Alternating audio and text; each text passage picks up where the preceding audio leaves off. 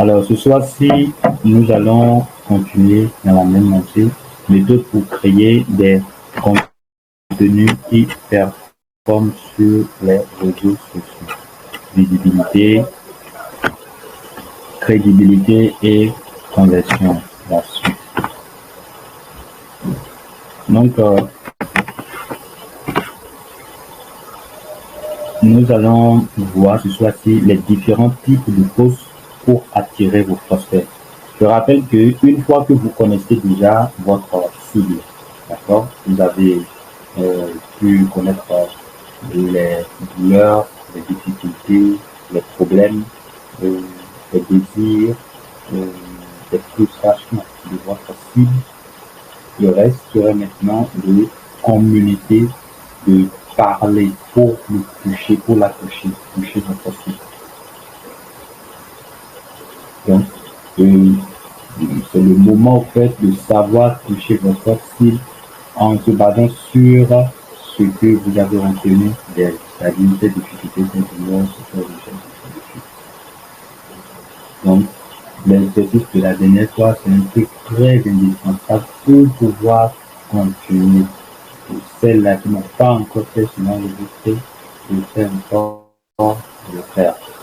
Même si aujourd'hui on donne un exercice, faites d'abord l'autre avant de vouloir faire plus. Les différents types de posts pour attirer vos prospects. Il y a le storytelling. Nous allons commencer par le storytelling. Si vous vous souvenez, lors de, je pense, la première masterclass dans FP31 que j'ai animé, on avait parlé du storytelling. Le storytelling, c'est l'art de bien raconter une histoire, d'accrocher et de maintenir l'attention du lecteur jusqu'à la fin. Donc, l'objectif du storytelling, c'est de raconter une histoire. Ça peut être notre propre histoire ou l'histoire de quelqu'un d'autre. L'objectif, c'est de pouvoir bien raconter cette histoire et de capter l'attention des autres, pouvoir leur donner de l'intérêt à lire cela jusqu'au bout, afin d'en tirer soit une leçon, soit afin de comprendre quelque chose. Il existe plusieurs structures de storytelling. Ici, nous allons au numéro 3. La première structure, c'est ce que j'ai dénommé défi, transformation, succès, apprentissage. Cette structure de post-storytelling, c'est-à-dire dans cette structure de post, vous êtes appelé à raconter une histoire. Vous devez parler en premier du défi, puis de la transformation, puis du succès, le résultat, puis de l'apprentissage, la leçon que les gens vont tirer de ça. Alors le défi, racontez-nous une situation difficile ou complexe que vous avez vécu. Vous voyez, c'est un défi. Donc, vous commencez par la situation, ce qui vous a rendu la tâche compliquée pour faire quelque chose dans votre vie, juste dans le passé, ce qui a constitué un défi pour vous, vous mettez ça, c'est ça qui va constituer l'approche, puis la transformation, votre processus de changement. Qu'est-ce que vous avez fait lorsque vous étiez dans cette situation? Quelles sont les mesures que vous avez prises pour pouvoir en fait vous en sortir de la situation? Puis la partie succès, c'est quel résultat vous avez eu? Est-ce que le résultat était bon? Certainement c'est bon.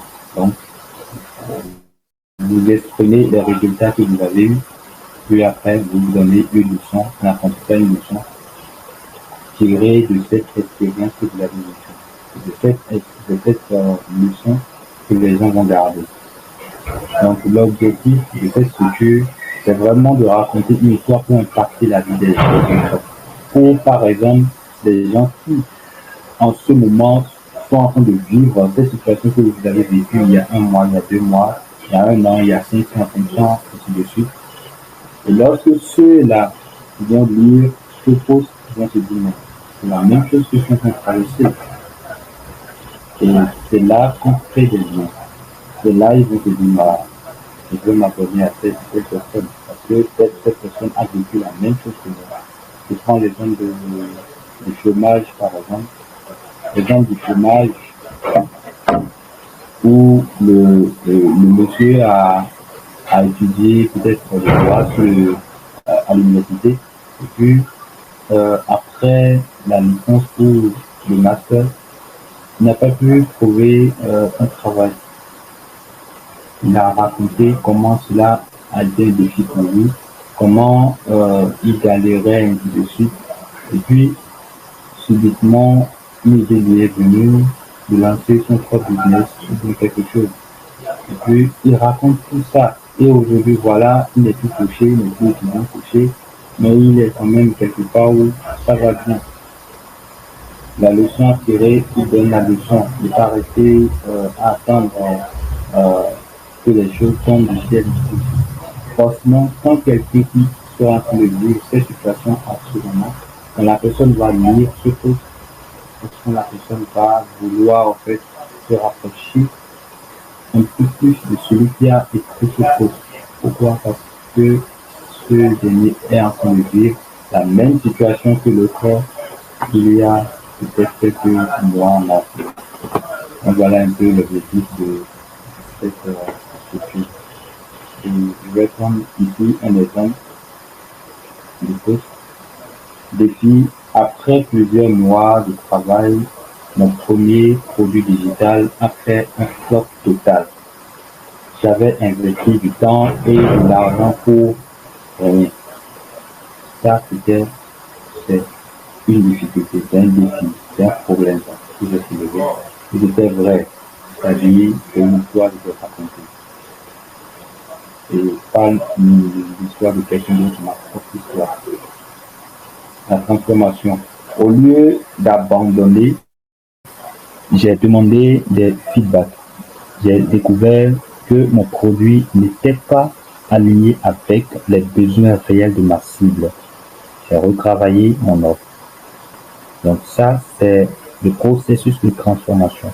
Qu'est-ce que j'ai mis en place pour pouvoir trouver, au fait, changer la situation, transformer la situation. Voilà, j'ai été le processus. Et le succès, c'est que la nouvelle version du produit a généré 3 fois plus de ventes que prévu. Ça, c'est le succès. Donc, on dit clairement la situation actuelle. Apprentissage, la leçon à tirer. Retenez que les feedbacks sont plus importants et qu'il ne faut pas abandonner au premier échec. C'est la leçon que j'ai tirée de cette situation. Donc, l'objectif, c'est de partir d'une ancienne situation, montrer ce qu'on a fait pour changer cette situation et montrer la situation actuelle dans laquelle nous sommes, qui semble favorable, puis à la fin, donner une leçon pratique. Si à la fin, je dis abonne-toi pour découvrir comment j'ai procédé, et que tu peux en savoir plus sur ma méthode, forcément, quelqu'un qui veut vendre son produit digital, quelqu'un qui a du mal également à vendre son produit, il va s'abonner. Donc, ou si je dis d'acheter telle chose, la personne va forcément chercher à en savoir plus. Donc, l'objectif de cette structure, c'est un peu ça. La deuxième structure que je note ici, c'est la structure pourquoi, comment et quoi. Le pourquoi. Pourquoi se lancer dans un projet ou de résoudre ce problème?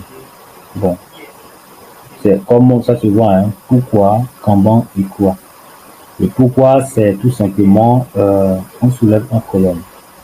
On soulève un problème. Et dans le comment, on met la façon dont vous avez procédé pour atteindre votre objectif. Donc, ça veut rejoindre un peu la partie transformation dans d'autres structures. Et le quoi maintenant, c'est l'impact que cela a eu sur vous ou sur, en tout cas, la situation. C'est un peu comme le succès. Donc ça rejoint un tout petit peu la structure précédente.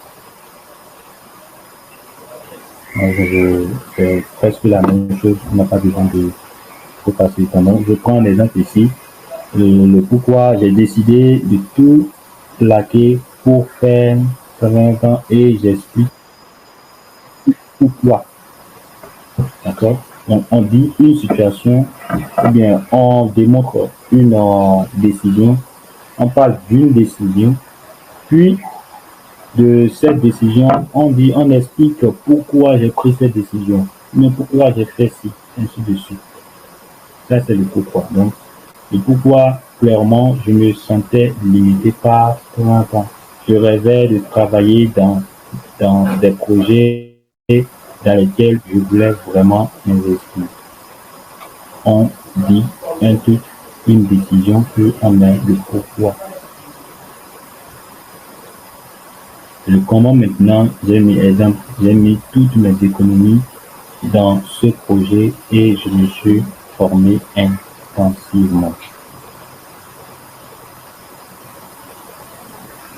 Donc, ça décrit ce qu'on a fait concrètement, les actions que nous avons mises en place. C'est ça, au fait, qui vient expliquer ce qu'on a au début, ce qu'on a posé comme pourquoi. Et puis, la dernière étape, c'est le quoi. En un an, concrètement, quoi. En un an, le business est devenu une référence dans son domaine avec une clientèle fidèle, engagée, et ainsi de suite. Donc, c'est le résultat. C'est le résultat. Donc, en gros, c'est en 3 phases. La première partie, on donne un pourquoi. Pourquoi telle décision. Et puis, on montre comment on a procédé. Et puis, à la fin, on détaille clairement les résultats qu'on a obtenus après avoir pris cette décision. La troisième structure, c'est ce que je nomme événement déclencheur, défi, résolution, concept. L'événement déclencheur, c'est par exemple un moment clé qui a provoqué un changement ou une prise de décision. Un moment clé ou un moment clé qui a provoqué un changement ou une prise de décision. Le défi, c'est comme la première partie dans la première structure, les obstacles surmontés. Je vais donner l'exemple tout à l'heure. Résolution. Comment vous avez résolu ces défis? C'est-à-dire le processus. Conseil. Le conseil que vous transmettriez suite à cet événement. Après, encore le son. Vous allez voir que ces différents types de postes, ces différents structures, je l'ai dit, se rejoignent quelque part quand même. Se rejoignent quelque part dans la mesure où l'objectif c'est de dire comment la chose a commencé, dire comment on a fait pour pouvoir obtenir un résultat, dire concrètement le résultat, puis à la fin donner un conseil ou une leçon ou un apprentissage, ce qu'on a pu tirer de cette situation. Donc, pour exemple, cette structure, par exemple, et événement déclencheur. Mon plus gros client m'a annoncé qu'ils allaient arrêter notre collaboration. C'est un élément qui vient vraiment impacter l'humanité. Il crée un point de vue, donc, mais la transition n'a pas été facile. C'est un bon défi. J'ai dû repenser toute ma stratégie commerciale. La résolution, développer mes canaux. Donc, qu'est-ce qu'on a mis en place? C'est l'action comme transformation pour la première structure. Donc, résolution, c'est presque une chose. J'ai développé mes canaux d'acquisition et j'ai agrandi ma gamme de services, ce qui a rapidement attiré ma cible. Donc, on détaille un peu plus ce qu'on a fait pour que cette situation de nous mette pas sur place, ne conduise pas à la faillite. Au contraire, ne mettez jamais tous vos œufs dans le même panier. Il est deux revenus. Donc, voilà un peu pour cette partie. Il y a également un autre type de pause. Ça, c'est un autre type. C'est pas une structure que j'ai un autre type que je nomme pause incisif suivant. Un pause suivant ou incisif est un type de contenu qui divise les opinions. Il aborde des sujets controversés, remet en question des idées établies ou adopte une position forte sur un sujet. L'objectif est de susciter des réactions émotionnelles, que ce soit l'adhésion ou l'opposition. Donc, le post incisif, c'est un type de post dans lequel on essaye d'attirer l'attention des gens, mais surtout de les pousser à réagir. On dit quelque chose qui sort du commun. On dit quelque chose qui oublie les gens à se poser la question, mais il a quoi? Pourquoi il dit ça? Il crée la curiosité. Donc, ainsi, c'est un peu clivant. Ça peut être s'opposer clairement à une idée, reçu une idée commune, s'opposer à cette idée. Forcément, quand on va s'opposer à cette idée, vous allez voir, ça va obliger certaines personnes à parler. Donc, ça oblige à la réaction. Donc, voici comment créer un post suivant. 1. Accroche provocante. Commencez par une phrase qui capte immédiatement l'attention. Exemple, dire que le diplôme est essentiel pour réussir dans le monde du travail, c'est une illusion totale. Là, lorsque vous allez dire cela dans un post, au milieu des genre, un post, vous publiez un post du genre, et quelqu'un qui est dans le salariat 100% par exemple, et c'est suite à son diplôme, grâce à son diplôme qu'il a pu obtenir ce travail, il va forcément se demander qu'est-ce que lui veut dire encore. Pourquoi? Parce que c'est ça lui qu'on est. C'est ça il sait, c'est ça qui lui permet de réussir dans le monde du travail. Et voilà, toi tu sors nulle part, tu viens, tu dis, peux dire que le diplôme est essentiel pour réussir dans le monde du travail, et tu viens intelligent, c'est ça. Tu vas chercher à lire et à comprendre pourquoi. Et si possible même te dire non, tu défier que c'est faux, ainsi de suite. C'est là ça crée le débat. Exposition de l'idée controversée. Donc, développez votre idée en expliquant pourquoi vous avez cette position. Donc, le truc ne suffit pas simplement d'affirmer l'idée controversée et puis continuer son cheminement détaillé pour faire comprendre à l'audience ce que vous voulez dire. C'est important. C'est important, faut détailler pour faire comprendre à l'audience ce qu'on souhaite dire. Donc, là, pour notre exemple toujours, on va expliquer que dans un monde où les compétences pratiques sont plus valorisées que jamais, des milliers de personnes réussissent sans avoir jamais mis les pieds dans une université.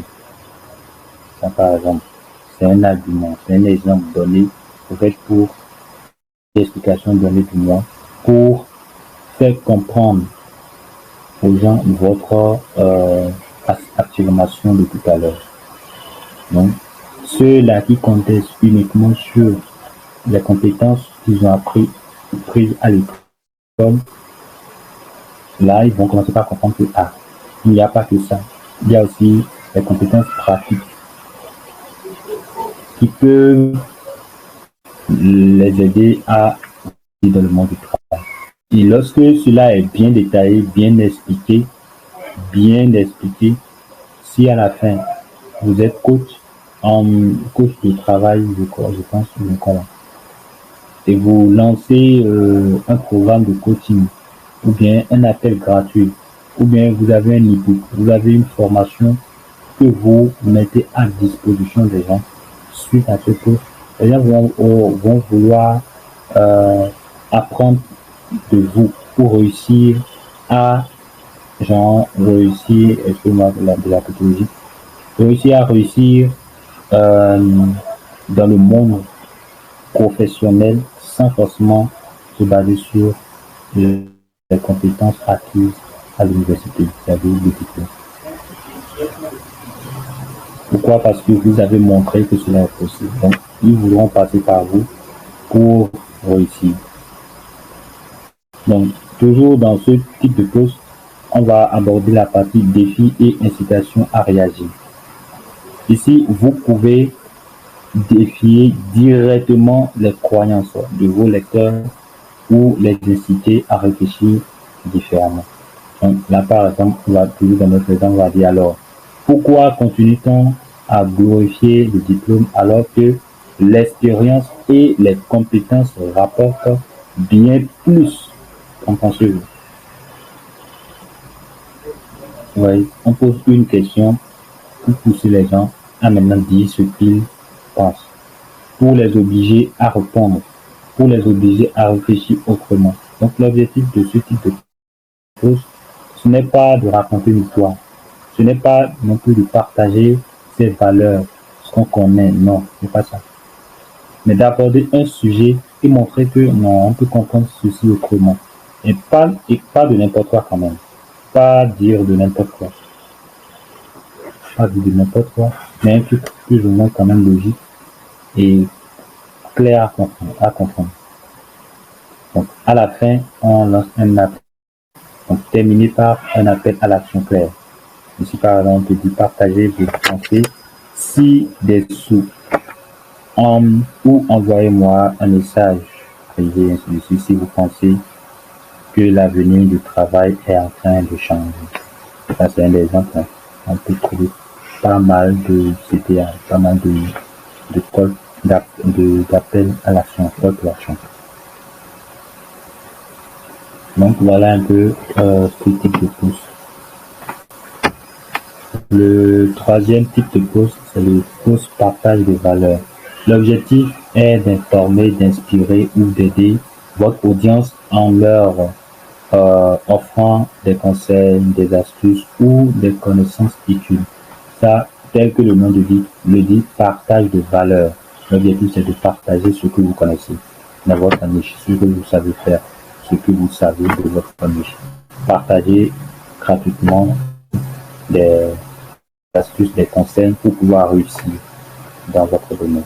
Donc là, on commence toujours avec une approche en allant. Commencez par une phrase qui attire l'attention tout en indiquant clairement que vous allez partager quelque chose de précieux. Donc ça serait comme une promesse. Par exemple, vous voulez améliorer vos résultats sur LinkedIn.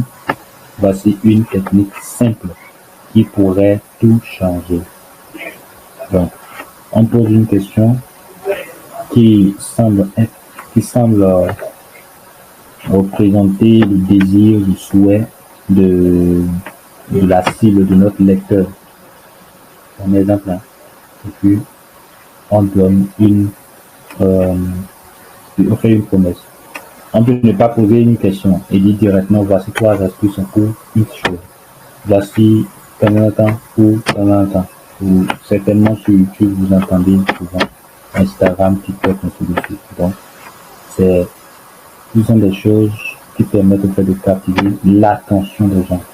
Donc, l'approche, c'est très important parce que c'est ça que les gens voient en premier. Si l'approche n'est pas bien faite, si l'approche n'est pas captivante, même si vous partagez de l'or à l'intérieur de votre post, ça ne va pas donner comme cela, comme il le faut. Partage de l'information.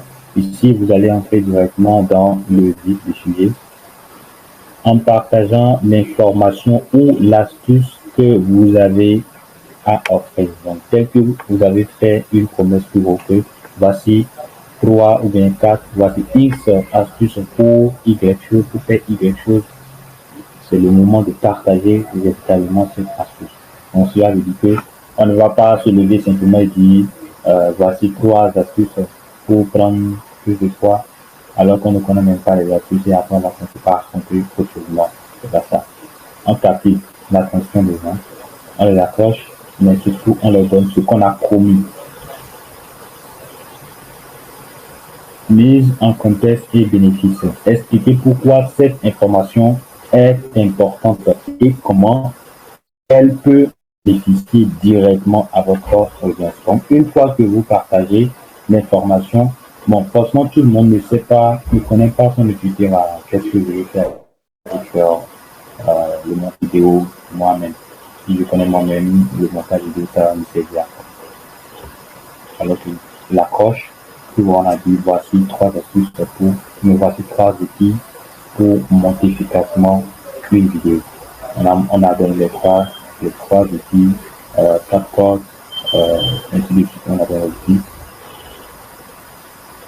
Quelque part, ce serait bien d'ajouter, d'expliquer un peu, de donner les avantages de pourquoi il faut savoir soi-même monter cette vidéo. Là, ça va encourager des personnes qui ont absolument le consommé. Là, pourquoi ne pas essayer? Vous voyez, hein? Pourquoi ne pas essayer? Ça, je pourrais le faire moi-même. Ça m'intéresse. Mais si vous laissez simplement au niveau du partage des valeurs, vous avez partagé les astuces ou bien les outils, et puis c'est fini là. Bon, ça va pour certains qui connaissent déjà la valeur, pourquoi vous montez par eux-mêmes les vidéos. Mais ceux qui ne savaient pas, ne savaient pas pourquoi, ne pouvaient pas l'intérêt, vont seulement lire et tout compter, ils vont même pas terminer. Donc, à la fin, on met toujours un appel à l'action. Vous allez remarquer que pour chaque type de poste, il y a toujours appel à l'action. C'est comme ça. Appel à l'action. Un appel à l'action, encore en appelé call to action, c'est une phrase qu'on met toujours à la fin d'un post. Soit on va dire par exemple, abonnez-vous. C'est un appel à l'action. C'est-à-dire, on pousse à l'action le lecteur. On lui demande de faire quelque chose. Abonne-toi, ou si tu es intéressé, appelle ce numéro ou réserve ton appel ici. En fait, on lui donne un ordre. Et généralement, les gens obéissent. Si je prends l'exemple des youtubeurs par exemple, on partage des valeurs. On donne des valeurs dans le contenu. Et jusqu'à ce qu'on a lu. Mais on ne se souvient pas du tout qu'on n'a pas liké ou qu'on ne s'est abonné à la page. Mais quand à la fin, on prend de ce qu'on a appris, presque à 95%, quand celui qui a monté la vidéo nous demande de nous abonner, souvent le fait. Donc, c'est important de lancer un appel à la fin à chaque fois. Quelques autres structures de poste. On va passer rapidement la structure AIDA. La structure AIDA, je crois la dernière fois j'en avais parlé.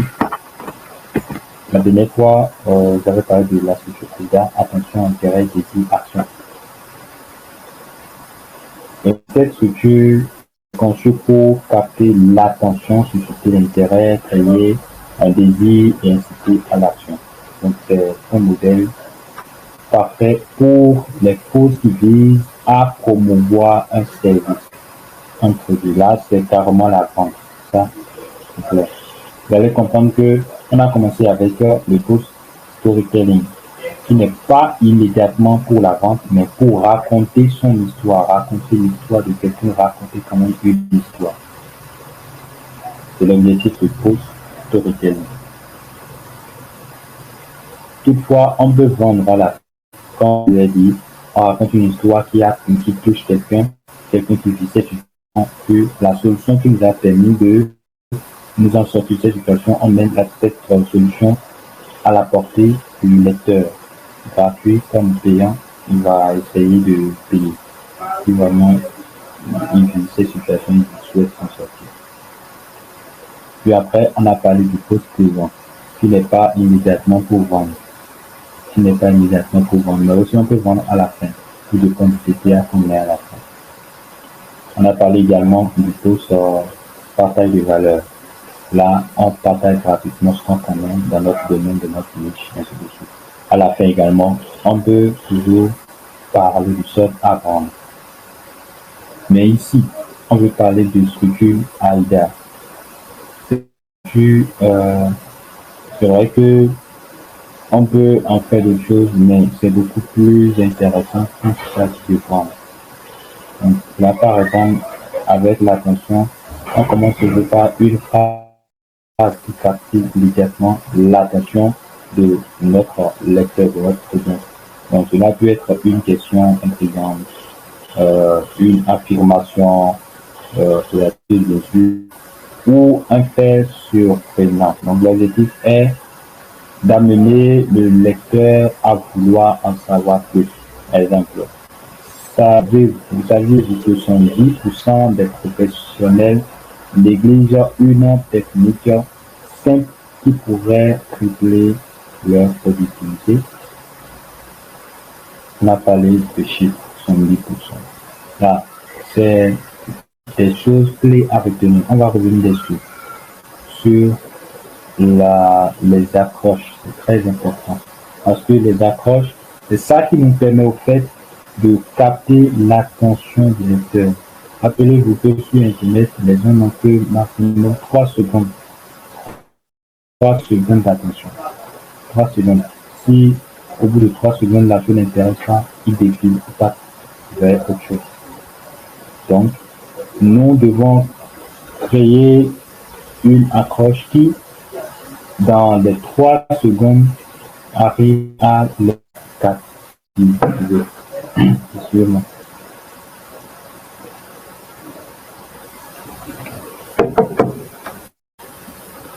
Qui arrive à les captiver. Donc, il va falloir veiller sur l'accroche. L'intérêt. Une fois l'attention captée, développer l'idée en expliquant pourquoi cela est pertinent pour votre audience.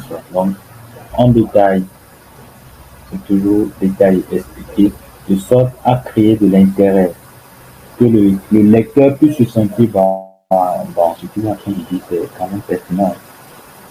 Ce qu'il est en train de dire, c'est pertinent. Ou, c'est important ce qu'il est en train de dire. C'est important. Que passer maintenant à l'étape où on crée le désir en lui. On suscite le désir, parce que le désir est déjà là, le désir. Donc, dans cette étape, vous devez susciter le désir chez votre audience en montrant les bénéfices directs qu'il pourrait tirer en adoptant votre suggestion ou en utilisant votre produit, service, ainsi de suite. Donc, lorsque préalablement vous avez attiré son attention, vous lui avez donné de l'intérêt, vous lui avez montré que ça le concerne ce qu'on est en train de dire. Et qu'il trouve que c'est pertinent, c'est vraiment pertinent ce que vous êtes en train de dire. C'est le moment de susciter le désir en lui donnant plus de détails sur les bénéfices qu'il aura. Si c'est par exemple un coach, vous êtes coach en productivité, c'est le moment et que vous présentez un programme, votre programme d'accompagnement par exemple, c'est le moment de montrer que au cours de ce programme, le lecteur pourra, ou bien le client l'élève, ainsi de suite, pourra devenir plus productif en fournissant moins d'efforts, en lui donne en fait les bénéfices, les choses auxquelles elle s'attendait. C'est pour cela de base, l'exercice de la n'est pas indispensable. Sans ça, vous ne pouvez pas lever le pas pour faire de bonnes choses. Parce qu'il faudra de base connaître les douleurs, connaître les désirs, connaître ce qui frustre votre lecteur, ce qui frustre votre cible, afin maintenant de pouvoir utiliser un bon mot. On connaît déjà la personne, on sait que cette personne a besoin de quelque chose. Dans chaque fois, dans chaque poste, on va toucher ce côté et cette personne saura que oui, on comprend la situation et qu'on a la solution pour elle. Donc à la fin, on est toujours un call to action comme d'habitude. La structure passe, problème, agitation, solution. Ici, ça va être, l'objectif, c'est de jouer un peu sur l'émotion. L'émotion. Je ne devrais pas lire le mot. Ici, l'objectif vraiment, c'est de jouer sur l'émotion, comme je le disais tout à l'heure. On trouve le problème de notre cible. Notre cible a un problème particulier que nous connaissons du cœur. Nous savons que notre cible, par exemple, a du mal à trouver des clients sur un réseau social donné. Et nous, on est spécialiste de ça. On est spécialiste de comment aider les gens à trouver des clients. Voilà, notre cible n'arrive pas à trouver des clients. On ressort le problème en disant, par exemple, vous avez l'impression de passer des heures sur LinkedIn, par exemple, sans avoir aucun résultat concret. Ça, c'est une question qu'on peut poser. Et là, lorsqu'on pose cela, forcément, quelqu'un qui est en situation va se dire, ah oui, qu'est-ce qu'il veut dire? Je vis cette situation, mais qu'est-ce qu'il veut dire?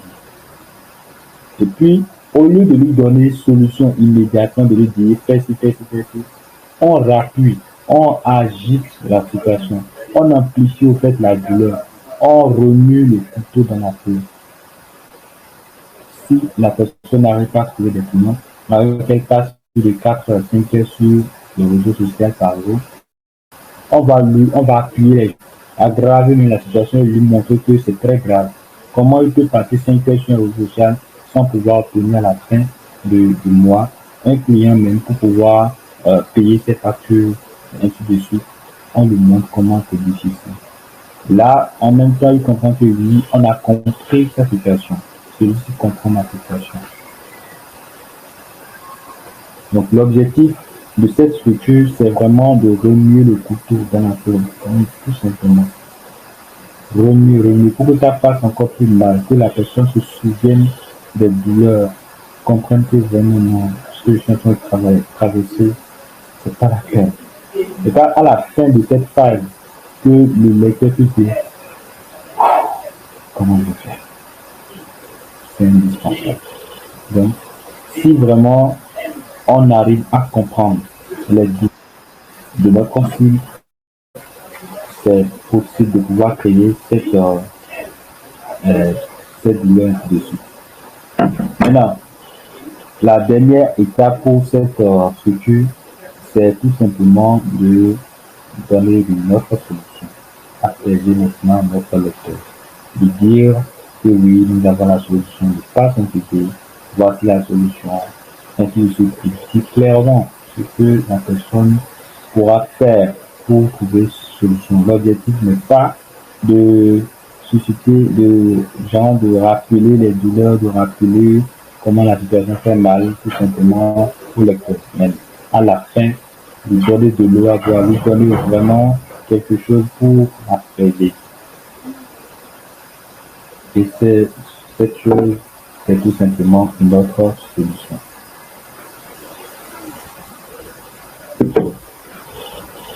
C'est tout simplement notre solution. Donc,